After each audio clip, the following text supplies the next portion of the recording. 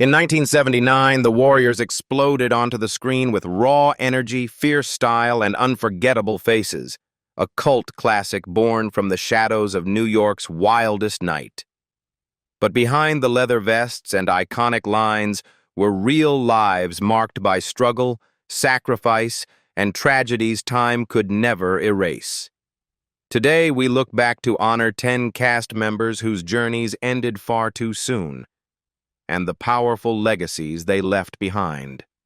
Roger Hill as Cyrus. Roger Hill was born on July 31st, 1948, in New York City, and he was 30 years old when he stepped into the Warriors as Cyrus, the calm, commanding visionary whose rallying cry lifted the entire film into legend. On screen, he looked like a man built for power, a leader capable of uniting thousands with a single breath. But off-screen, Hill was nothing like the myth he created. He was quiet, thoughtful, almost painfully gentle, a man who never fully adjusted to the intensity that sudden cult fame brought crashing into his life. In the years after the film's release, Hollywood tried to pull him deeper in. Studios wanted the fire of Cyrus, the authority, the presence. Yet Hill felt none of that belonged to him. The machine of promotion, interviews, press circuits, handlers pushing him toward a version of himself he didn't recognize, only heightened his discomfort. His earlier work, including The Education of Sonny Carson and small television roles, had hinted at a promising future, but he increasingly found the business exhausting rather than rewarding. Anxiety crept in slowly, then settled permanently. By the mid-1980s, he made the painful decision to walk away from acting altogether, choosing solitude over a career that no longer felt like his own. During this period, his personal life also frayed. Financial pressures mounted, and the emotional distance caused by his retreat from the industry weighed heavily on his marriage. The breakup was quiet, without scandal, but it left a lasting mark on him. Hill poured himself into writing, teaching theater workshops, and searching for a smaller, steadier life. But even then, the Warriors lingered at his doorstep. When a merchandising company used his likeness as Cyrus without permission, he found himself trapped in a long, draining legal battle, fighting not for fame, but for dignity. The lawsuit hardened his belief that the role that made him immortal had also taken something from him. Roger Hill passed away on February 20th, 2014, at 65, from complications related to undisclosed health issues. Marcelino Sanchez as Rembrandt. Marcelino Sanchez was born on December 5, 1957, in Cayey, Puerto Rico.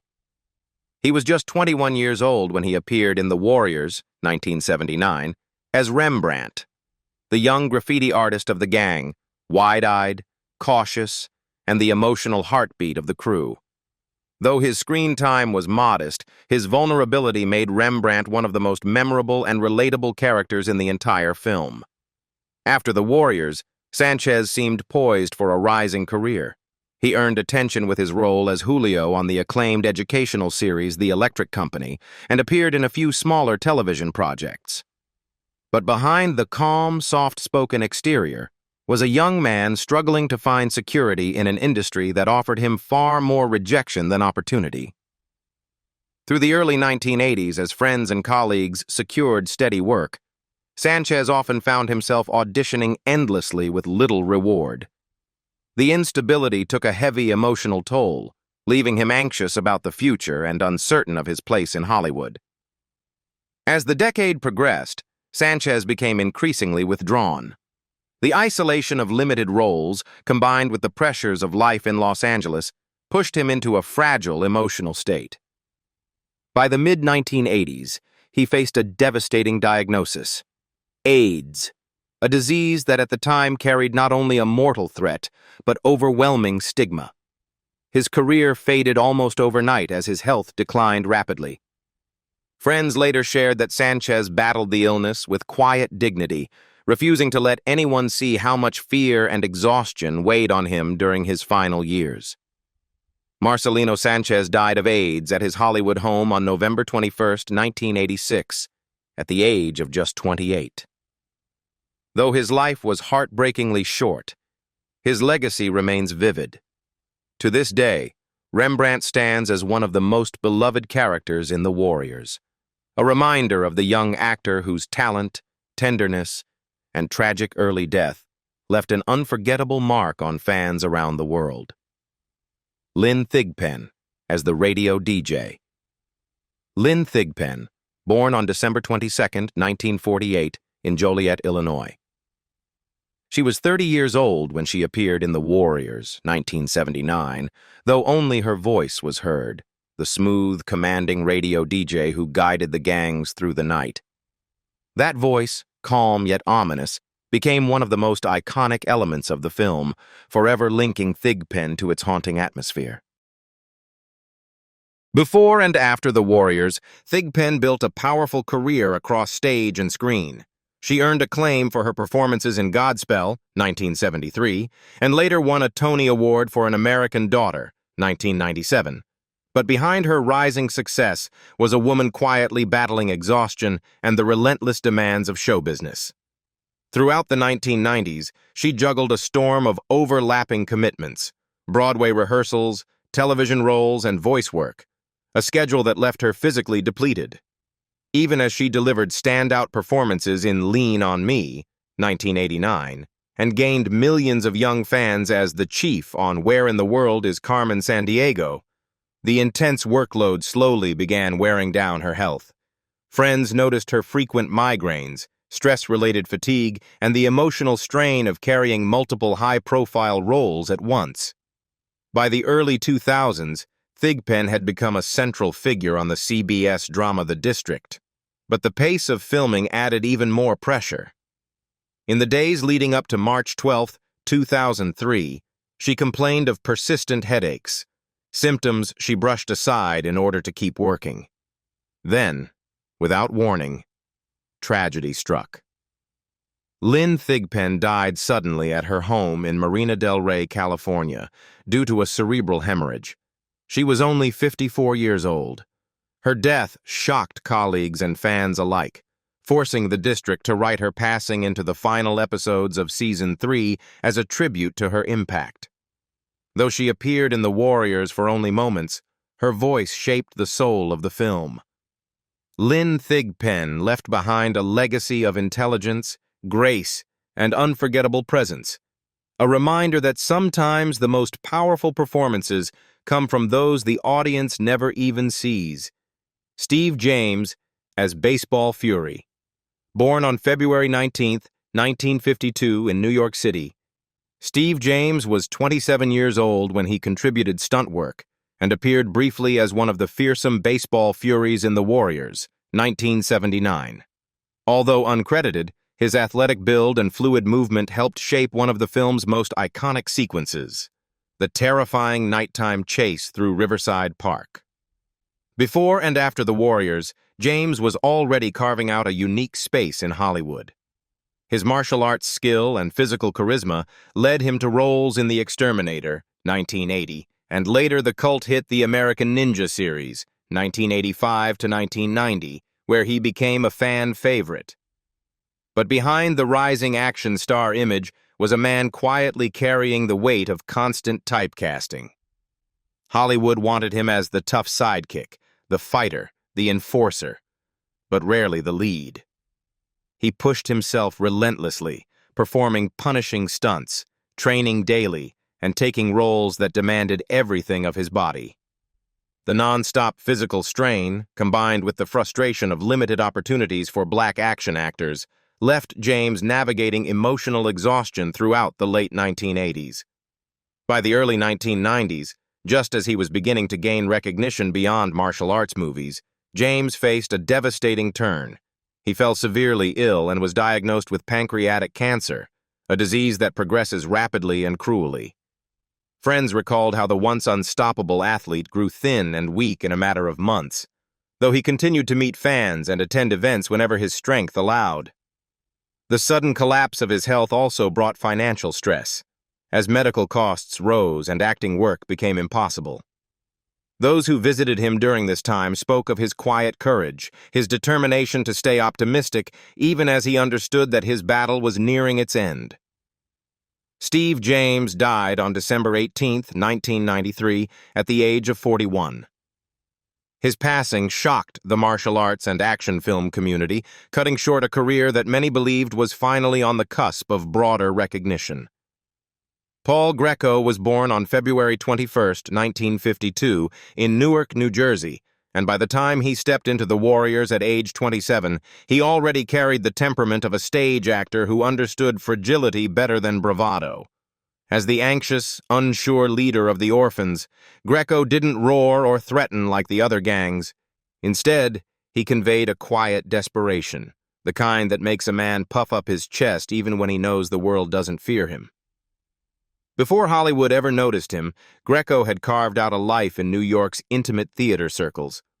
Off-Broadway stages became places where he could stretch, experiment, and disappear into characters far removed from the loudness of mainstream productions.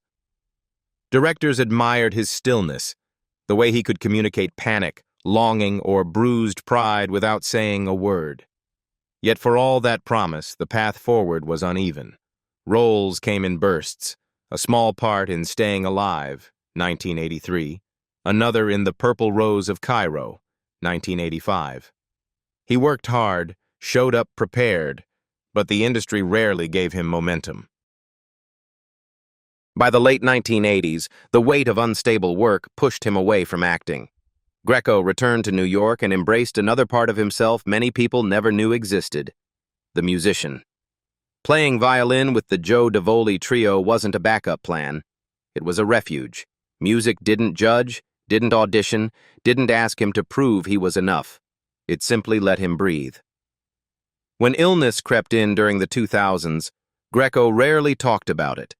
He faced cancer the way he faced most hardships, quietly, almost apologetically, as if he didn't want to burden anyone with his pain.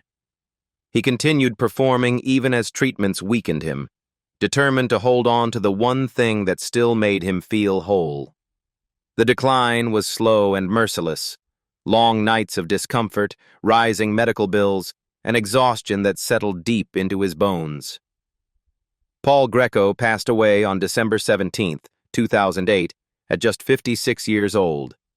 He never chased celebrity, and fame never quite found him. But the sincerity he brought to every role, especially in The Warriors, left an impression far deeper than screen time could measure. His legacy lives in those small, raw moments that reveal who a person really is, both on and off the screen. Irwin Keyes as police officer. Irwin Keyes was born on March 16, 1952, in New York City, and he was 27 years old when he appeared in The Warriors, 1979, as one of the hard-edged police officers pursuing the gang across subway platforms and dim back alleys. His screen time was brief, but his imposing frame and unforgettable features made him stand out instantly, the kind of actor audiences recognized long before they ever learned his name. Keyes never blended into a crowd. He carried a presence that left an imprint even in the smallest roles. Before he stepped into the chaotic world of The Warriors, Keyes was already building a reputation as a versatile face in Hollywood. He made early appearances on The Jeffersons, where his mix of intensity and humor earned him steady work, and he soon moved into darker, more physical roles in projects like The Exterminator, 1980. But the characters he played, enforcers, henchmen, intimidating strangers, were only one part of his story. Behind the stern expressions was a man living with acromegaly, a rare disorder that enlarged his bones and features. It gave him the look that casting directors sought, but it also brought chronic pain, fatigue, and a constant reminder that his own body demanded more from him than it did from others. Through the 1980s and 1990s, Keyes kept pushing forward, turning physical limitations into memorable screen moments. He appeared in Friday the 13th, 1981, The Flintstones, 1994, Intolerable Cruelty, 2003, and Rob Zombie's House of 1,000 Corpses, 2003, always delivering performances that made viewers pause and say, I know that guy. Off-screen, the weight of his condition grew heavier each year. Mobility issues, declining stamina, and recurring complications made the work he loved increasingly difficult. As the 2000s unfolded, the financial strain of illness added another layer to his struggle. Yet he remained committed to his craft and to the fans who admired him. He showed up at conventions, supported independent projects, and stayed connected to the community that embraced him. Even when his body slowed, his determination never fully did. Irwin Keyes passed away on July 8, 2015 in Los Angeles at the age of 63 due to complications from acromegaly. He was never the leading man, never the marquee name, but he was the actor who elevated scenes, the face people never forgot, and the presence that made everyday moments feel larger than life. His legacy lives quietly but firmly in the fabric of classic television and cult cinema, carried by every fan who remembers the unmistakable man who made even brief roles unforgettable. Michael Beck as Swan. Born on February 4, 1949 in Memphis, Tennessee, and Michael Beck was 29 when he stepped into the Warriors as Swan, the quiet strategist whose steady gaze and unshakable composure anchored the film. While others played loud or unpredictable, Beck did the opposite. He carried the weight of the gang with a stillness that felt almost dangerous, turning Swan into the film's moral center and, unexpectedly, making himself a cult icon long before he ever knew what that label meant. The success should have launched him upward, but Hollywood's timing can be cruel. After The Warriors, Beck was positioned as a rising leading man and was cast opposite Olivia Newton-John in Xanadu, 1980. It was meant to be the role that pushed him into the mainstream. Instead, the film became a cultural punchline, adored by a niche audience but loudly rejected by critics. The fallout landed directly on Beck's shoulders. Overnight, the heat surrounding his name cooled. Scripts stopped arriving, meetings slowed down, and the promise that had flared so brightly after the Warriors dimmed before he had the chance to anchor his footing. Through the 1980s, he kept working. Television movies, guest roles, small film appearances, but there was a quiet sense of drift underneath it all. Projects like Triumphs of a Man Called Horse, 1983, and later In the Cold of the Night, 1990, kept him visible, but they didn't revive the momentum he once had. Hollywood had a way of locking actors into a single moment, and Beck felt that weight more sharply than most. The cycle of auditions that led nowhere and the constant typecasting wore him down, not in dramatic ways, but in the slow, accumulating ache of disappointment. By the 1990s, he began pulling back on purpose. He moved toward a more grounded life, choosing the steadiness of family and religious commitment over the emotional volatility of the industry. Acting became something he did occasionally, rather than something he chased. That choice brought peace, but it also carried the soft sadness of letting go of a dream he had once held with both hands. He never fully disappeared. The Warriors fan community ensured that. But he no longer lived inside the machinery of Hollywood. Today, at 76, Michael Beck lives quietly, appearing only at select conventions or anniversary events, celebrating the film that defined him. The world remembers him as Swan, controlled, sharp, and impossibly calm under pressure. And in many ways, that character remains a fitting reflection of the man himself, someone who weathered the highs and lows of Hollywood with dignity, even when the spotlight moved on. James Remar as Ajax. James Remar, born on December 31, 1953 in Boston, Massachusetts. He was 25 years old when he appeared in The Warriors, 1979, as Ajax, the tough, impulsive fighter whose aggression and swagger made him one of the film's standout characters. His raw physicality and simmering intensity instantly set him apart, hinting at a career that could explode if he stayed on course. But behind the confident screen persona was a young actor carrying a storm he couldn't yet control. After The Warriors, Remar seemed poised for major stardom with roles in 48 Hours, 1982, and The Cotton Club, 1984. Yet during this period, his personal life began spiraling. He struggled with substance abuse, a battle that cost him opportunities and pushed several friendships and relationships to the breaking point. The lowest blow came in the mid-1980s, when he was fired from Aliens after months of pre-production work due to his addiction issues. Remar later spoke candidly about the shame and emotional collapse that followed, a moment he described as losing everything that mattered. It took years of recovery, self-work, and rebuilding trust before he could steady his life again. By the 1990s and 2000s, Remar had clawed his way back with a new sense of discipline. He delivered powerful performances in Miami Vice, Django Unchained, and especially Dexter, where he played Harry Morgan, a role that finally earned him broad respect and revealed emotional layers few had seen before. Remar often spoke of the constant pressure to stay sober, to stay relevant, and to keep proving himself in an industry that rarely forgives past mistakes. Even as his career stabilized, he carried the quiet weight of those early years, knowing how close he had come to losing it all. Now, in 2025, James Remar is 71 years old. He continues acting steadily in film, television, and voice work, known for his professionalism and resilience. Though his journey was turbulent, he emerged stronger, no longer the hot-headed Ajax of his youth, but a seasoned actor whose legacy is defined not just by iconic roles, but by the battles he survived to keep going. Dorsey Wright as Cleon. Dorsey Wright was born on January 8, 1957, in New York City. He was 22 years old when he portrayed Cleon, the disciplined and commanding leader of the Warriors, in The Warriors, 1979. Though his screen time was brief, Wright's calm authority and fierce loyalty established Cleon as the moral backbone of the gang.